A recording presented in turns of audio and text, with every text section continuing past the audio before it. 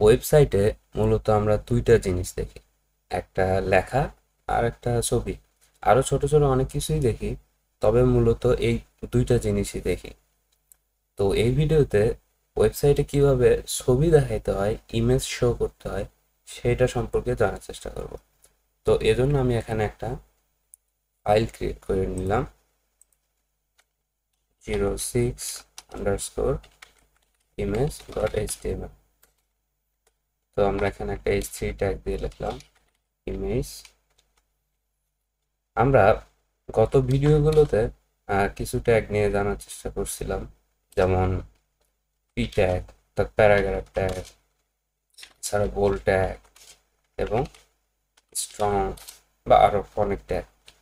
তো আমাদের মনে আছে কিনা জানি না, আমরা আরেকটা ট্যাগ ইউজ করছিলাম যেটা একটা লাইন থেকে আর একটা লাইন ব্রেক করবে, লাইন ব্রেক। তো এইটা, তো এই পিআর ট্যাগ, এই ধরনের ট্যাগগুলোকে বলা হয় ভয়েড ট্যাগ। এই ধরনের ট্যাগগুলোকে ভয়েড ট্যাগ বলা হয়, অর্থাৎ এদের ক্লোজিং ট্যাগ নেই, জাস্ট ওপেনিং ট্যাগ। তো আমরা ইমেজ ট্যাগ, ইমেজ শো করার জন্য ইমেজ ট্যাগ ইউজ করি। এই ইমেজ থেকে আইএমজি ইউজ করে ইমেজ ট্যাগ ইউজ করা হয়। তো গত ভিডিওতে আমরা যেমন অ্যাঙ্কর ট্যাগ দেখছিলাম, অ্যাট্রিবিউট ইউজ করতে হয়, তো ইমেজ ট্যাগেও অ্যাট্রিবিউট ইউজ করতে হয়। তো ইমেজ ট্যাগটাও হলো ভয়েড ট্যাগ। আসলে এখানে লেখার মতো তো কিছু নেই, ছবি দেখাইতে হবে। যেমন ব্র্যাকেটে লেখার মতো কিছু নেই, ও শুধু লাইন ব্রেক করবে। কিন্তু প্যারাগ্রাফে এখানে লেখার মতো বিষয় আছে, যে প্যারাগ্রাফ হয়ে যাবে টেক্সটগুলো, বা বোল্ড হবে, তোর ভিতরে টেক্সট লিখতে হবে। কিন্তু ইমেজ বা ব্র্যাকেট এই ধরনের ট্যাগগুলোতে লেখার প্রয়োজন হয় না, ওই জন্য জাস্ট ওপেনিং ট্যাগ দিয়ে হয়ে যায়। তো আমরা যদি দেখি, ইমেজ ট্যাগ আসলে আইএমজি দিয়ে লিখতে হয়, জাস্ট এইটুকুই হচ্ছে ইমেজ ট্যাগ। আর ইমেজ ট্যাগে কিছু অ্যাট্রিবিউট আছে, যেমন ইমেজটা কোথা থেকে দেখাবে, এটা কি আপনার কম্পিউটার থেকে দেখাবে, লোকাল ফাইল থেকে দেখাবে, নাকি ইন্টারনেট থেকে দেখাবে। তো এইটার সোর্স বলে দিতে হয়।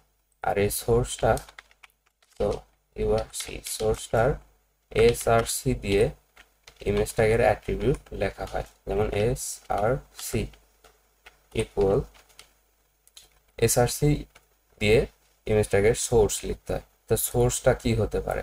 সোর্সটা হতে পারে ইন্টারনেট থেকে।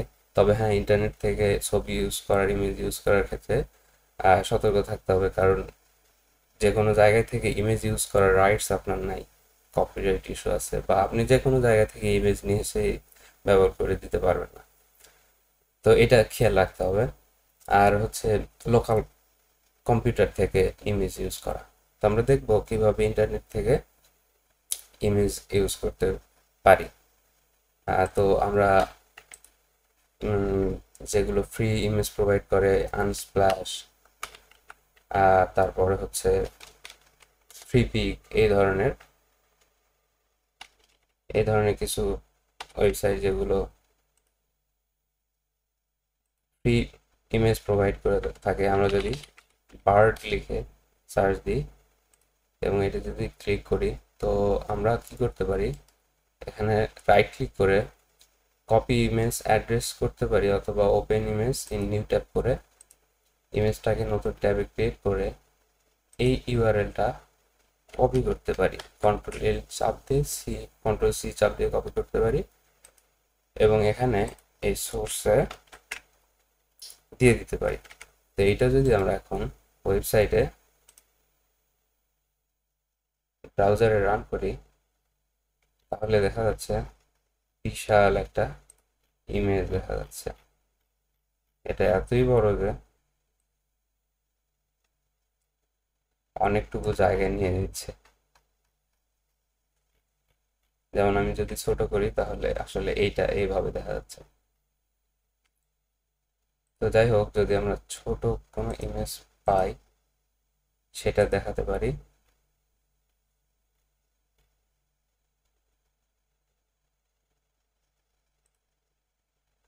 এইটা যদি আমরা ওপেন ইমেজ মিটআপ করি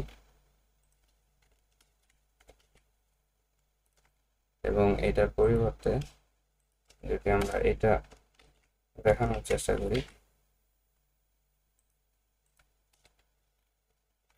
এটাও আসলে অনেক বিশাল বড়। তো যাই হোক, আমরা ইন্টারনেট থেকে এভাবে ইমেজ ইউজ করতে পারি। তবে হ্যাঁ, মনে রাখবেন যেখানে সেখান থেকে ছবি এনে ইউজ করা যাবে না। তো ইমেজ ট্যাগের আরেকটা অ্যাট্রিবিউট আছে যেটা কিনা হচ্ছে অল্টারনেটিভ, সেটা ALT দিয়ে লিখতে হয়। অল্টারনেটিভ মানে হলো ইমেজটা যদি না কোনো কারণবশত না শো করে তাহলে এটা দেখাবে, অথবা ওয়েবসাইটে যারা অনেকে আছে চোখে দেখতে পারে না, সে সমস্ত মানুষ যদি ভিজিট করে তাহলে বিভিন্ন টুলস আছে যেগুলো ওয়েবসাইটটাকে পড়ে দেয়।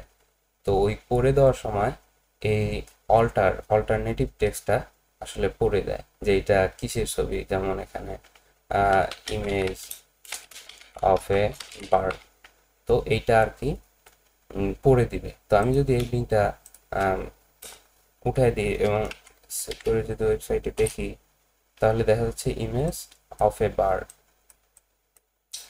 কারণ এখানে ইমেজের সোর্স দেওয়া হয়নি, কিন্তু ওই লেখাটা শো করতেছে যে ইমেজ অফ এ বার্ড। যাই হোক, আমি এখানে এটা রাখতেছি।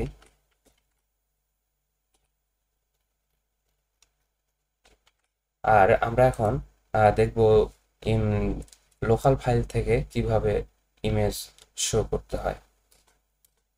তো আমরা এখানে আরেকটা ইমেজ ট্যাগ নিই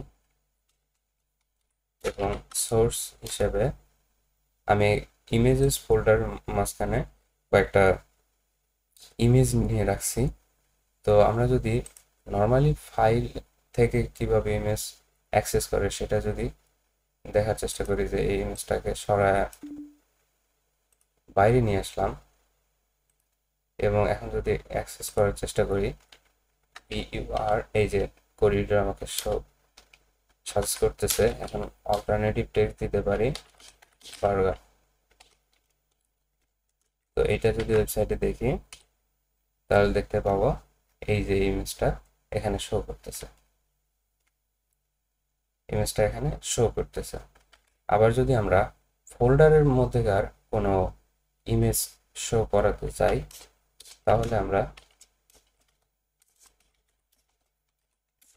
SRC সোর্স ইমেজেস, এই যে ইমেজেস ফোল্ডারের মধ্যে আমরা এই পাস্তা সালাদ এইটা দেখাতে পারি, আর অল্টারনেটিভ টেক্সট দিতে পারি, এই ইমেজটার নাম দিতে পারি। তাহলে দেখতে পাবো এই যে এখানে এই ইমেজটা দেখাচ্ছে। তো এভাবে আমরা ওয়েবসাইটে ইমেজ শো করাতে পারি। তবে ইন্টারনেট থেকে ইউজ করার ক্ষেত্রে অবশ্যই খেয়াল রাখবো এটা যেন যেখান থেকে যেমন খুশি তেমন ভাবে ইউজ না করি।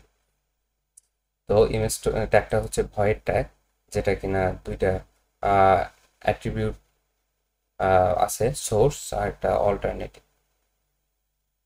তো এই ভিডিওটা এই পর্যন্ত।